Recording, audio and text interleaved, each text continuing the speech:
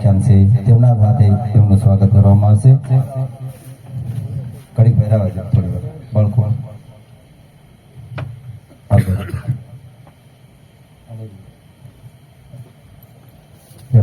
બોલો રામા પીરની જય, સત્ય સનાતન ધર્મની જય, ભગવાનદાસ બાપાની જય.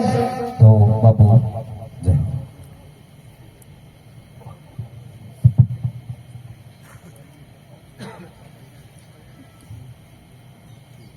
ओम मंगलम भगवान विष्णु मंगलम गरुड़ध्वज मंगलम पुंडरीकाक्षाय मंगलाय तनो हरि ओम. ओम शांति ओम शांति ओम शांति. खूब सुंदर सेदड़ा गाम ने आंगणे आવું સરસ મજાનું એક અમારે એની વય નાની છે પણ ભાવ બહુ મોટો છે. એટલે આમ તો 7-8 દિવસ પહેલા જ મને કોલ કર્યો અમારા અશોકભાઈ, જીવરાજભાઈ, બાપભાઈ કે હવે એક નાના બાળકની ભાવના છે બાપુ. પણ મેં કીધું અવશ્ય આવીશ. કે આશ્રમે પણ અત્યારે ખૂબ કામ ચાલુ છે આપણે શેરનું, તો છતાં અમે મૂકીને એની જે ભાવના એની લાગણી છે એને પ્રતિકૂળ થઈ. અને આમ તો શેરદડા ગામ પહેલેથી જ બધું સંસ્કારોથી બહુ ભરપૂર છે. એટલે પહેલેથી મને આમ હૃદયમાં એના ઉપર પ્રેમ વધારી રહ્યો છે. અમારા એક પ્રમુખ જોને બેઠા છે.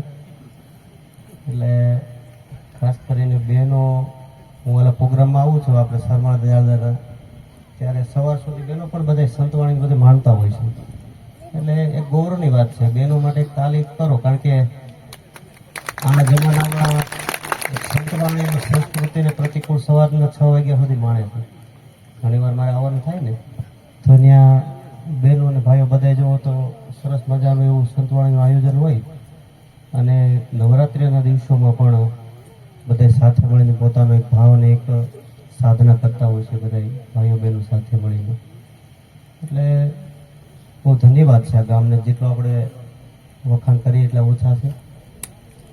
બીજી વાત, જાંબુડા ગામ અને ત્યાંનું જે આ આખું મંડળ, એ બધા પાત્રોને પણ ધન્યવાદ છે.